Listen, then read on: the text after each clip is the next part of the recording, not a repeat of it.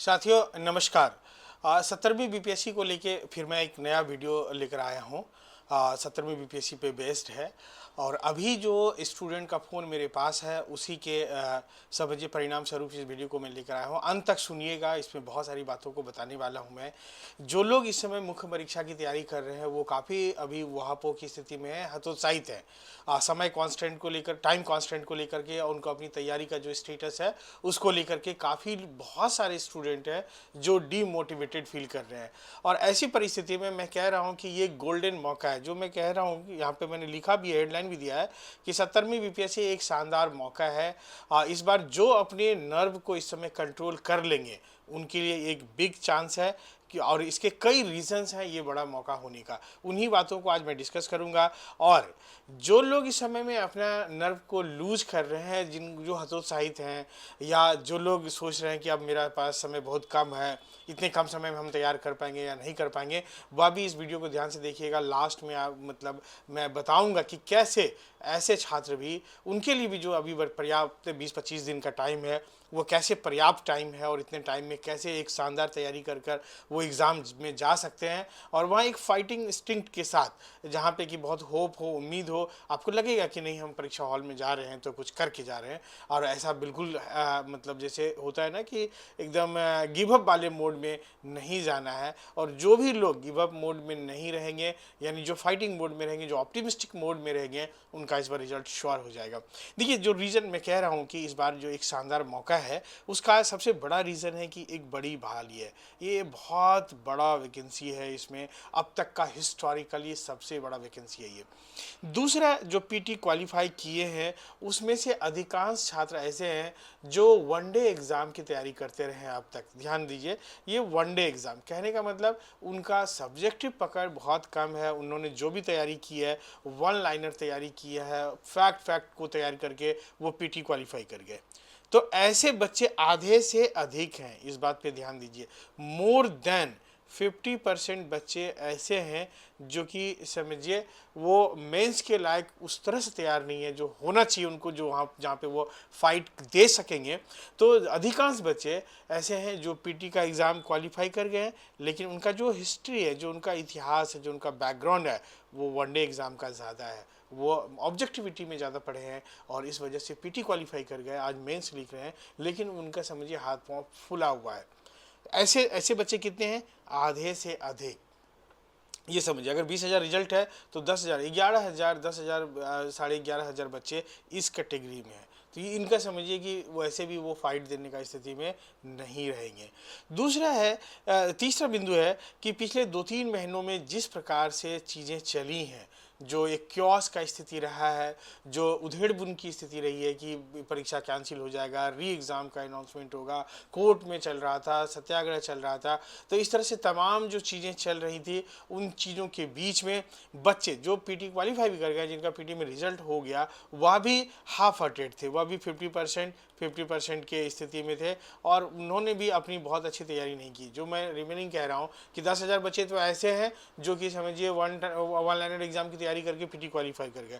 जो रिमेनिंग 10,000 बच्चे हैं उसमें भी मैक्सिमम बच्चे, कह सकते हैं 50% बच्चे ऐसे हैं जो उधेड़-बुन में रहे और वो जिस डोमिनेशन के साथ, जिस कॉन्सेंट्रेशन के साथ, जिस एनर्जी के साथ मेंस की तैयारी करनी चाहिए था, वो उस तैयारी से नहीं कर पाए। तो यानी वहाँ अगर मान लीजिए 50% का हम मान लें तो ले दे के बचता है रेस्ट 50%। यानी इसको अगर मान लीजिए इसको 50 मान लें, इधर जो 50 बचा उसमें से 50 को हटा दें, तो कुल मिला के समझिए कि अप्रॉक्स 5,000 ऐसे स्टूडेंट हैं जो थोड़ा अभी बहुत मजबूत कंडीशन में हैं और उन्हीं के बीच में जो फाइट होना होगा। और इस बार मोर देन 6,000 6,000 से अधिक बच्चों का इंटरव्यू कॉल होगा। तो ये समझिए कि एक जो मैथमेटिकल कैलकुलेशन है उसको आप अपने नज़रिए से भी देख सकते हैं। दूसरा है कि अब जब चीज़ें स्पष्ट हुई, जब कोर्ट का निर्णय आ गया, अब लग गया कि एग्ज़ाम होगा, और उस स्थिति में बहुत सारे बच्चे ऐसे हैं हड़बड़ाहट की स्थिति में और उनको लगता है कि अब अगला 20-25 दिन में हम पूरा सिलेबस नहीं कर पाएंगे, हम अपने आप को तैयार नहीं कर पाएंगे। मेरा मतलब राइटिंग प्रैक्टिस नहीं हुआ, हमने टेस्ट सीरीज नहीं दिए, हमारा अभी कंटेंट तैयार नहीं है। तो ऐसी स्थिति में भी बहुत सारे बच्चे हैं। अब देखिए, इन बच्चों के लिए ये वीडियो लास्ट तक अगर सुनेंगे तो बहुत कारगर होने वाला है। आप ध्यान से सुनिएगा, वह भी अगर हमारी बात को मान लेंगे तो मैं गारंटी के साथ कहता हूं कि आप एक मजबूत फाइट स्थिति में होंगे एग्जाम में। अब आप देखिए कि इन परिस्थितियों में जो स्टूडेंट बहुत मतलब अपर हैंड पे है, जिनका मतलब गोल्डन अपॉर्चुनिटी है, वो कैसे स्टूडेंट हैं, किस कैटेगरी के स्टूडेंट हैं, उनको मैं देख रहा हूँ। अगर उस कैटेगरी में आप हैं तो आप समझिए ज़्यादा बोल्ड हैं और ज़्यादा आप एनर्जी के साथ और इसमें लगे रहिए अगला 20-25 दिन। जो लोग पूर्व में एग्ज़ाम दे चुके हैं, जो कभी मान लीजिए 69, 68, 67 किसी भी या उससे पहले भी कोई मेंस लिख चुके हैं, यानी लंबे समय से जो छात्र तैयारी कर रहे हैं, उनके लिए ये पैराडाइज वैकेंसी है। उनका मतलब बहुत फेयर चांस है, क्योंकि उनके पास एक्सपीरियंस है और उनके पास कंटेंट भी कुछ और लोगों की तुलना में ज़्यादा हो सकता है। दूसरा है कि जो पिछले 13 दिसंबर के बाद भी कुछ ना कुछ मतलब अपनी पढ़ाई को जारी रखे हैं और स्ट्रांगली मतलब चीज़ें एक तरफ चली, वो अलग बात है। इन वहावों की स्थिति, इन कन्फ्यूजन की स्थिति में भी अपना कंसंट्रेशन नहीं खोएं, जिसके लिए मैंने बार बार वीडियो बनाकर आप लोगों को बोला है, आप लोगों को हमेशा सजेस्ट किया है कि आप अपना मेंस की तैयारी करते रहिए, आप आंदोलन का समर्थन कीजिए, विरोध कीजिए, वो अपनी जगह है, लेकिन आप अपनी तैयारी को जारी रखिए। जो लोग भी उसको फॉलो किए होंगे, आज वो अपर हैंड पे होंगे, आज वो ज़्यादा बोल्ड होंगे और ज़्यादा प्रिपेयर्ड होंगे। अब जो आगे स्ट्रैटेजिकली मतलब जो अब भी स्ट्रैटेजिकली साउंड है और टैक्टिकली अपनी मेंस की तैयारी कर रहे हैं, इस पे भी हम लोग बात करेंगे। अभी लास्ट में आपको बताएंगे कि क्या आपका टैक्टिस इस वक्त होना चाहिए। तो वैसे छात्रों का भी हाथ ऊपर है और वो अभी मजबूत स्थिति में, जो बिना हिम्मत हारे और समझिए कि एकदम आसान्वित होकर के जो हमारा ऑप्टिमिज्म है उसको अपनाकर कर्तव्य पथ पर अडिग हैं और वो लास्ट मोमेंट तक एग्ज़ाम लिखने में विश्वास रखते हैं, लास्ट मोमेंट तक अपना एनर्जी लगाने में विश्वास रखते हैं, वैसे लोगों का भी हाथ ऊंचा है, वो यानी अपर हैंड है, उनको एक एज है, ये समझिए।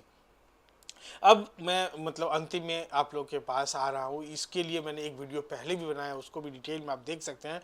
लेकिन अब जो समय शेष है, आज 1 तारीख है और इस 1 तारीख के बाद अगर हम लोग देखें तो अभी भी 22-23 दिन आपके पास इफेक्टिव डेज हैं और इस 22-23 दिन में आप मतलब जो रिमेनिंग मान लीजिए 22 डेज ही हम लोग मान लें इफेक्टिव है आपके हाथ में। तो इन 22 दिनों को आप इस्तेमाल करके बहुत ही मजबूत स्थिति में एग्ज़ाम हॉल में जा सकते हैं, अगर आज से भी शुरू करें तो।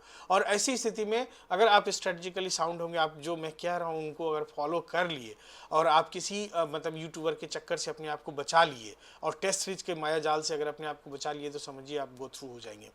और मैं मतलब इस बात के लिए बहुत ही मतलब कॉन्फिडेंटली एक बात कह सकता हूँ कि जो लोग इनको अभी फॉलो कर लेंगे तो वो जो अभी का स्थिति है उससे अब बहुत कई गुना ज़्यादा अच्छी स्थिति के साथ एग्ज़ाम हॉल में जाएंगे। और अगर आपका किस्मत अच्छा रहा, आपका दिन अच्छा रहा, तो आप निकल भी जाएंगे। तो अब देखिए, मैं जो कहने जा रहा हूँ उसको ध्यान से सुनिए।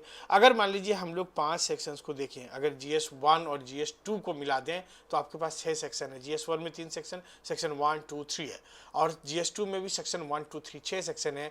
6 सेक्शन में GS1 का जो तीसरा सेक्शन है वो DI है, डेटा इंटरप्रिटेशन का है, जिसको स्टैटिस्टिक्स भी हम लोग कहते हैं।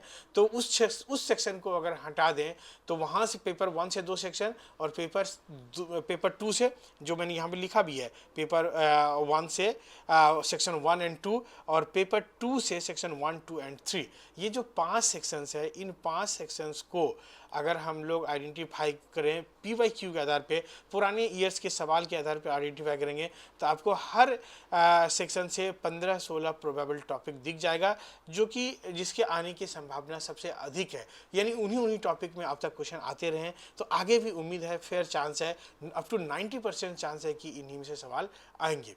अगर इन प्रोबेबली इंपॉर्टेंट टॉपिक्स को आप कर लिए तो कुल मिलाकर के आपके पास कितना होगा, 75 से 80 टॉपिक्स होंगे।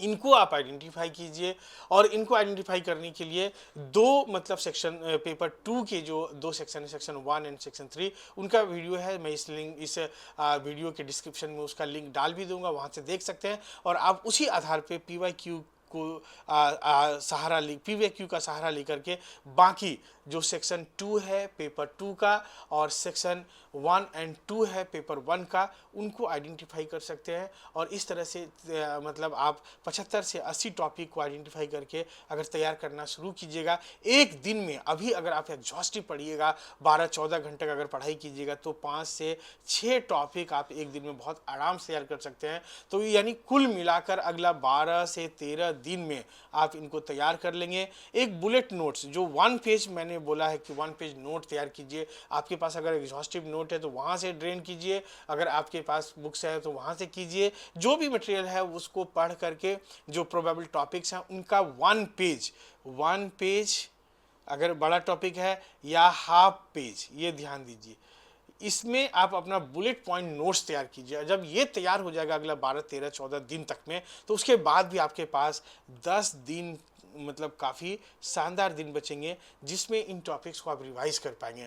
और यकीन मानिए आज 0 लेवल से आप इसको शुरू कीजिए और आप देखिएगा कि एग्ज़ाम में इसका आपको कितना फ़ायदा मिलता है, आप कितना मजबूत होकर के एग्ज़ाम हॉल में जाते हैं। तो इस पर ध्यान दीजिए, इसको आप ये जो मैंने बताया है ना, इसको आप एकदम आत्मसात कीजिए और इस पर वर्क शुरू कीजिए। आप यकीन मानिए जब एग्ज़ाम हॉल में जाएंगे तो आपको जब क्वेश्चन देखेंगे तो आपको एक नज़र में लगेगा हाँ इसमें मैंने कुछ पढ़ा है, इसके लिए मेरे पास कुछ कंटेंट हैं। और लॉन्ग आंसर तो आपको बिल्कुल इसमें से फेयर चांस है कि इसमें से आ जाएंगे इन टॉपिक्स में से।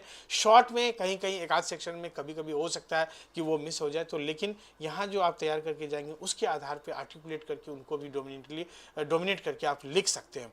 तो ये आप तैयार कीजिए इस तरीके से अपने आप को अगला 20 दिन 25 दिन एग्जॉस्ट कीजिए और 12, 14, 15 घंटा तक अपना सिटिंग टेबल पे रीडिंग टेबल पे बैठिए और एक लंबी, एक मजबूत और कठिन तैयारी करके आप जाइए एग्जाम हॉल में। आपका चांसेस बहुत फेयर होगा।